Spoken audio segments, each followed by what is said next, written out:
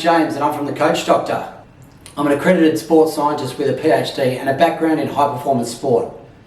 And I'm going to use my research skills to find out what works and what doesn't in the health and fitness industry. The first episode is called Chew the Fat, and in this episode we're going to be looking at the ketogenic diet, and I'm going to put myself on it for 3 months and I'm going to see if it's fact or fiction. Come and join me on the journey. I come from a town called Cronulla, located in the Shire in Sydney's southern suburbs. Cronulla is home to some of Sydney's best surf beaches and a pretty cool place to live. I've got 2 kids and they keep me very busy. I'm a PE teacher and a sports coach, and all my life I've advocated for healthy eating and a healthy lifestyle. But lately I haven't been living up to my mantra. I've been eating a lot of processed and sugary carbohydrates. I haven't been exercising anywhere near as much as I should be, and I've put on a lot of weight. I've basically become a couch potato. So over the next 3 months, I'm going to put myself in a low carbohydrate, high fat diet and see how it affects my weight and my overall health. Let's get cracking. Based on evidence from the Heart Foundation, they recommend eating no more than 6 eggs a week. On this diet, I'm going to be eating at least 2 a day. For breakfast, 2 eggs, 2 rinds of fatty bacon, and my favourite, halloumi cheese. Packed full of fat, saturated fats, and calories. Let's see if it can help you lose some weight. So before I start the diet, I'm going to run myself through a series of tests to see where I'm at now and how I am down the track once I'm finished. So I'm going to get myself some blood tests done by a doctor, get my heart rate checked, get some of those sorts of things. I'm also going to get a full body scan. Now, I don't know how accurate the scan is. I'll have a look at the results and see what happens and see if anything changes and how they compare to the blood tests as well. All right, let's go. See how we go to start off with. So if we can see the scales. 95 kilos, 25.7% body fat. So as part of my research, I've gone and gotten myself a full body scan, which shows my body fat percentage, my muscle percentage. My body fat percentage is currently 26.9%. I don't know how accurate it is, but if it is, then I'm in the overweight category or the borderline obese category, so probably not a good thing. So according to my BMI and my body scan, I'm borderline obese, which really surprises me. I knew I'd put on weight, but I never thought I was that unhealthy. So before kids, I looked like this, and now I'm looking like this. And that's partly to do with my diet, partly to do with a little bit less exercise and less time in the gym, but I'm not going to be increasing my physical activity that much over the next 3 months. So all of the changes that I'm going to see are probably going to be nutrition related. Let's see what happens. So I'm ignoring the Australian guidelines for healthy eating, decreasing my carb intake by ignoring all the foods on the grains and cereals section, and increasing my fat content to about 70% of my overall diet. Something, according to these standards, is very unhealthy. I'm here today to see Dr. Nathan Cooney down in the beautiful Southern Highlands. He's an expert on holistic health and dietary advice, so I thought he'd be the perfect person to come and see, to ask some questions about if this diet's a good choice for me, and what sort of tests he recommends I should be doing prior to starting, and what I should look at doing down the track. So I'll go in and see what Dr. Nathan's got to say. Yeah, so I think my opinion, different diets work for different people, but when you look at things generally, I think that, I've seen people who go on a Paleolithic or, that sort of traditional Atkins diet where you've got high fat, high protein, low carbs, and people can definitely lose weight. I've seen that, and their blood tests usually show, lower sugar levels, lower triglyceride levels. I think there's definitely potential benefit there. I mean, if you lose weight, your cholesterol is going to come down. It doesn't matter how you do it. Okay. If you lose 5-10 kilos, your cholesterol is going to drop, in my opinion. Yeah. And particularly the triglycerides, which are fat. That's fat in the blood.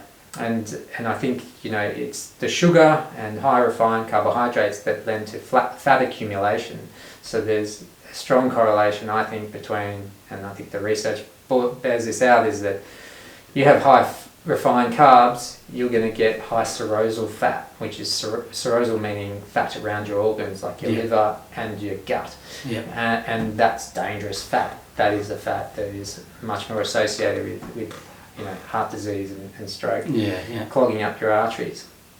What was that Dr. Cooney just said? Let's listen again. And I think, it's the sugar and high refined carbohydrates that lend to fat accumulation. So I'm really surprised to hear what Dr. Cooney just said in regards to processed carbs and sugary carbs causing the weight gain. For years we're being taught that it's stay away from fat, it's saturated fat that causes obesity. And we're starting to change our ways of thinking in terms of it's that heavy processed carb intake that we have in our Western diets.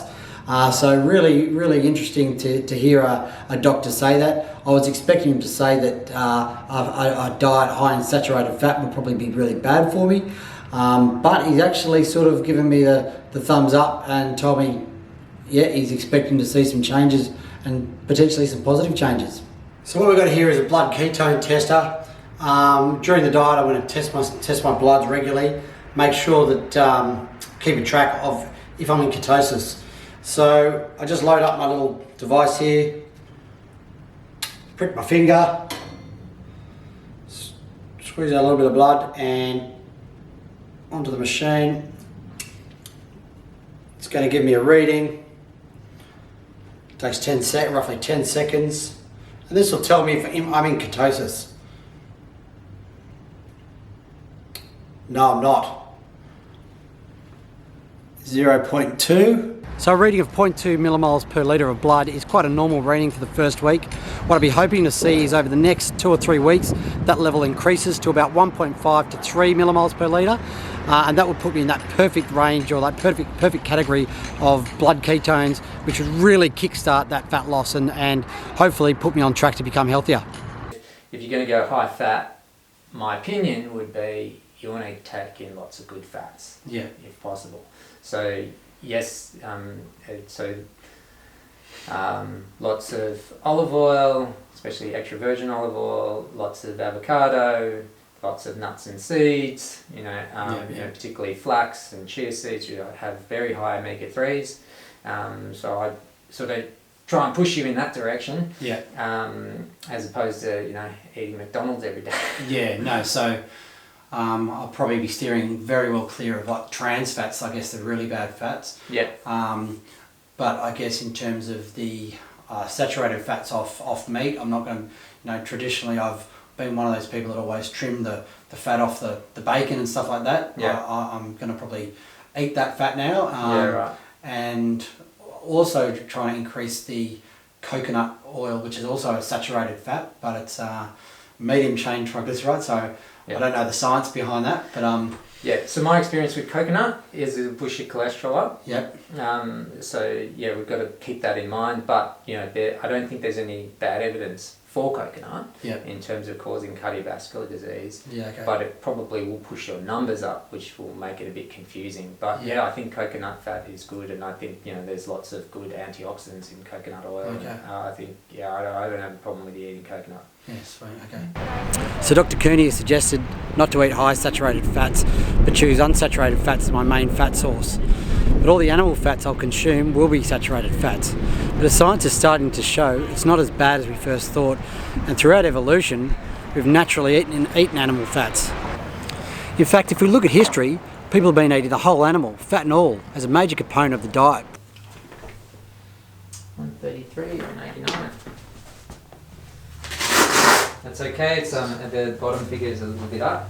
On the diastolic we do like that to be below 90, and yours is sort of borderline. We like the top figure to be below 140, but it's an okay blood pressure, but with the diastolic's just a bit up. So do you think diet alone can change, is that something? Weight loss alone. Weight loss alone? Weight loss alone. There's less fat, there's less arterioles, there's less small blood vessels, there's less need to push blood into the fat, basically. So your blood pressure will go down. So if you lose 5 kilos, your blood pressure will definitely go down. Alright, well that's hopefully going to happen. So I'm borderline for a healthy heart rate. It could be a lot better. Let's see if this improves over the next 3 months while I'm on the keto diet. So it's my first morning on the diet. I'm going to start off with some bacon and eggs using some full fat butter, 2 rashers of bacon, just to get me started.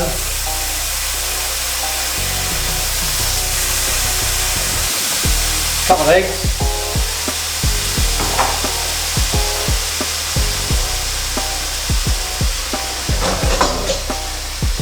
Butter in there. Whoop.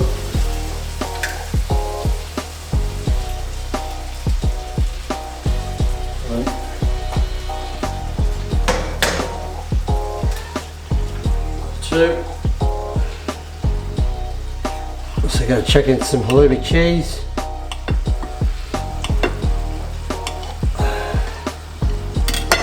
Not much space in there for it, but we'll try and sort some out.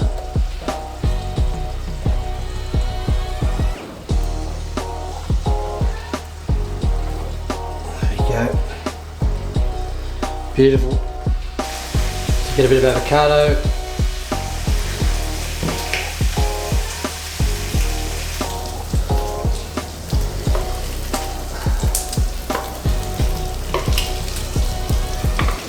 Eggs, and then my bacon and halloumi.